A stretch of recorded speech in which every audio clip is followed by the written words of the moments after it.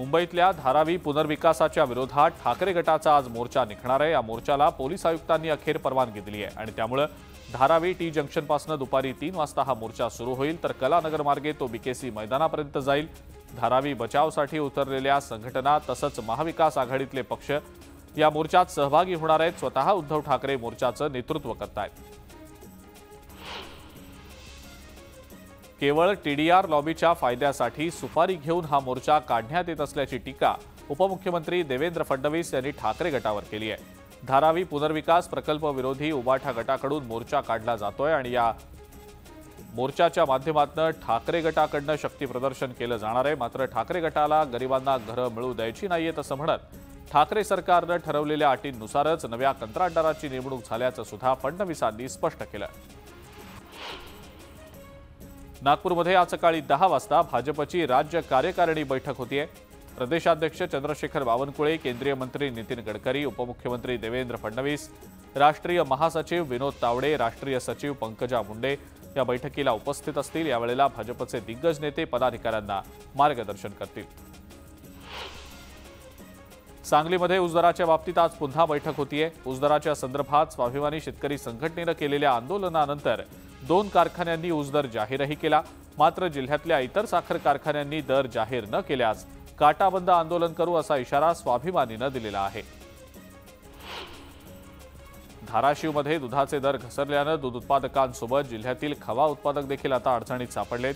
सरमकुंडी पात्रोड हे गाव खवा बनवण्यासाठी, पेढा बनवण्यासाठी राज्यभरात प्रसिद्ध आहे। मात्र गेल्या काही दिवसांपासून दुधाचे दर 7 ते 8 रुपयांनी घसरलेत। परिणामी खवा उत्पादकांना सुद्धा कमी दर मिळत असल्यानं त्यांचा उद्योग आता अडचणीत सापडला आहे। जळगावमधील केवळ 40 गाव हा एकच तालुका दुष्काळग्रस्त म्हणून जाहीर करण्यात आलेला आहे आणि त्यामुळे इतरही तालुके दुष्काळग्रस्त जाहीर करावेत अशी मागणी होतीये। इतर जिल्ह्यामध्ये दुष्काळाबाबतचा योग्य तो निर्णय होईल असा विश्वास जिल्हाधिकारी आयुष प्रसाद यांनी व्यक्त केला। तळेगाव दाभाडे इथला पाणीपुरवठा विस्कळीत असल्याच्या अनेक तक्रारी नागरिकांनी केल्यात। तळेगाव दाभाडे इथला पाणीपुरवठा नियमित करण्याचा प्रयत्न नगर परिषदेच्या पाणीपुरवठा विभागाकडून केला जात असल्याचं मुख्याधिकाऱ्यांनी सांगितलंय। पाणी गळती रोखण्यासाठी प्रशासनाकडून उपाय केले जातील असंही सांगितलं गेलंय। साताऱ्यातल्या वाईमधल्या धोम कालव्याला भगदाड पडलेलं आहे आणि त्यामुळे लाखो लिटर पाणी वाया जात आहे। यामुळे अनेकांची शेती पाण्याखाली गेल्यानं मोठं नुकसान झालंय। या पाण्यामध्ये 9 बैल अडकून पडले होते। शर्थीच्या प्रयत्नानंतर त्यांना वाचवण्यामध्ये यश आलंय।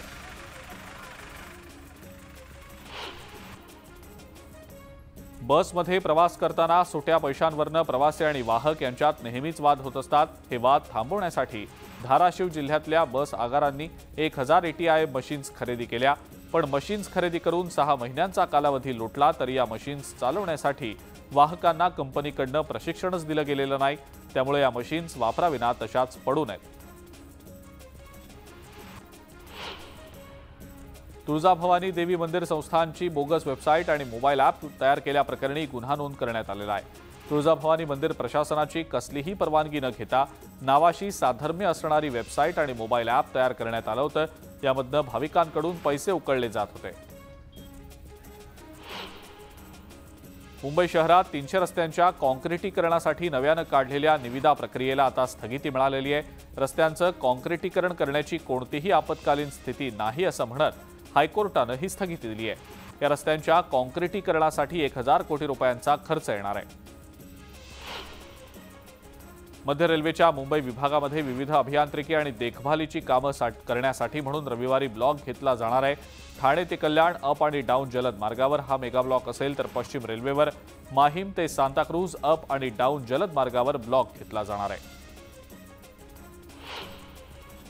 पश्चिम रेल्वेच्या पालघर ते उमरोळी रेल्वे स्थानकादरम्यान आज आणि उद्या 2 तासांचा मेगा ब्लॉक आहे। सकाळी 10 ते दुपारी 12 पर्यंत हा मेगा ब्लॉक असेल आणि या दरम्यान लांब पल्ल्याच्या 2 पॅसेंजर गाड्या रद्द झाल्या तर उपनगरीय लोकल पालघरपर्यंतच धावणार आहेत। डहाणू, वानगाव, बोईसर आणि उमरोळी रेल्वे स्थानकाहून प्रवास करणाऱ्या प्रवाशांचे मात्र हाल होणार आहेत। सिडकोनं उल्वे उपनगरात खारकोपर आणि बामणडोंगरी रेल्वे स्थानक परिसरातील महागृहनिर्माण प्रकल्पातील 5091 लाभार्थींना अद्याप त्यांची हक्काची घरं दिलेली नाहीत। फेब्रुवारी महिन्यामध्ये लाभार्थींना सोडत प्रक्रियेतून 1 BHKची घरं लागलेली होती। आर्थिक दुर्बल उत्पन्न गटाच्या श्रेणीतील लाभार्थींना या घराच्या किमती सुमारे 34 लाखांहून अधिक असल्यानं किमती कमी करण्याची मागणी लाभार्थ्यांनी केलेली आहे। मुंबईमध्ये या वर्षात घरांच्या विक्रीनं कोटीच्या कोटी उड्डाणं घेतलेली आहेत। तब्बल 1,63,000 कोटी रुपयांची उलाढाल करत विक्रम रचला गेलाय। तर याच वर्षाखेरपर्यंत देशातल्या 7 प्रमुख शहरांमध्ये घरांची विक्री 4.5 लाख कोटी रुपयांची उलाढाल करेल असा अंदाज वर्तवला गेलाय। आग लागण्याच्या घटना रोखण्यासाठी झोपडपट्टी पुनर्वसन प्राधिकरण इमारतींचे वर्षातनं 2दा फायर ऑडिट केलं जाईल अशी घोषणा गृहनिर्माण मंत्री अतुल सावे यांनी केली आहे। सोबतच फायर ऑडिटचा अहवाल सादर करून त्याची खातरजमा देखील केली जाईल असंही त्यांनी स्पष्ट केलं। मुंबईतल्या कोस्टल रोडचं काम वेगानं सुरू आहे।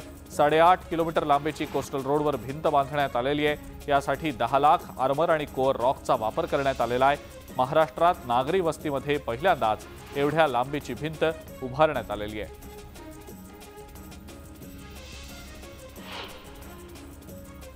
चेंबूरमध्ये पूर्व वैमनस्यातून एका तरुणाला मारहाण झालेली आहे। यात हा तरुण गंभीर जखमी झालाय।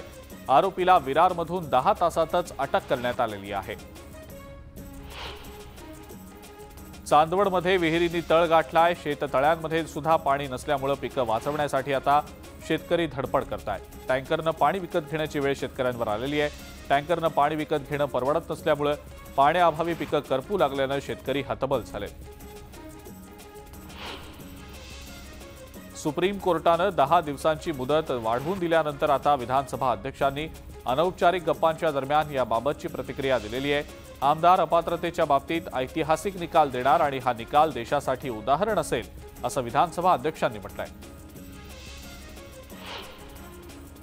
विधानसभेमध्ये ललित पाटीलच्या मुद्द्यावरनं गृहमंत्री देवेंद्र फडणवीस यांनी तत्कालीन महाविकास आघाडी सरकारवर तोफ डागलेली आहे। तत्कालीन मुख्यमंत्री उद्धव ठाकरेंनीच ललित पाटीलची पोलीस कस्टडी होऊ दिली नाही असा थेट हल्ला गृहमंत्र्यांनी चढवला। हिवाळी अधिवेशनात विधान परिषदेत लोकायुक्त कायदा मंजूर करण्यात आला। राज्यात लोकायुक्त कायदा लागू करावा अशी मागणी ज्येष्ठ समाजसेवक अण्णा हजारेंनी केलेली होती। आता या कायद्याला मंजुरी मिळाल्यानं अण्णा हजारेंनी मुख्यमंत्री एकनाथ शिंदे आणि उपमुख्यमंत्री देवेंद्र फडणवीस यांचे आभार मानले। मराठा आरक्षणाच्या संदर्भात सरकार अत्यंत गंभीर आहे। सरकारच्या पातळीवर मराठा आरक्षणासाठी सगळे प्रयत्न सुरू आहेत। आरक्षण देताना कायद्यात टिकणारं आरक्षण दिलं पाहिजे अशी आमची भूमिका असल्याची प्रतिक्रिया सहकार मंत्री दिलीप वळसे पाटील यांनी दिलेली आहे।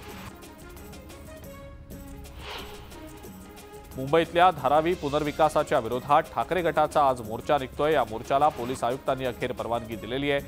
धारावी टी जंक्शनपासून दुपारी 3 वाजता हा मोर्चा सुरू होईल।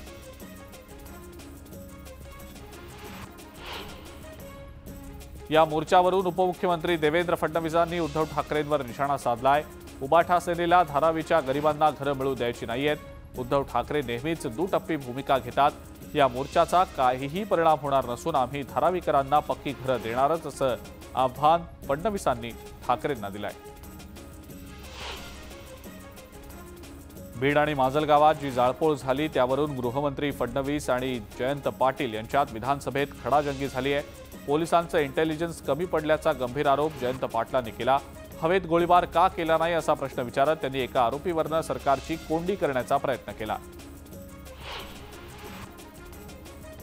महादेव बेटिंग ॲप प्रकरणी अभिनेता साहिल खानच्या अडचणींमध्ये मोठी वाढ झालेली आहे। कोर्टानं साहिल खानचा अटकपूर्व जामीन अर्ज फेटाळला असून सायबर सेलनं त्याला आता समन्स बजावलं होतं। सकाळी 10:30 वाजता चौकशीसाठी हजर राहण्याचे आदेश त्याला दिले गेले होते। मात्र साहिल खान चौकशीला हजर राहिला नाही। चौकशीच्या फेऱ्यात असणारा साहिल खान सोशल मीडियावर मात्र ऍक्टिव्ह असल्याचं पाहायला मिळतंय। महालक्ष्मी रेसकोर्स मैदान इथं आज होणाऱ्या जागतिक धम्म परिषदेला धम्मगुरू दलाई लामा उपस्थित राहणार असल्याची माहिती रामदास आठवले यांनी दिलेली आहे। आठवले यांनी हिमाचल प्रदेशमधल्या धर्मशाला इथं दलाई लामा यांची सदिच्छा भेट घेत त्यांना या परिषदेचं निमंत्रण दिलं।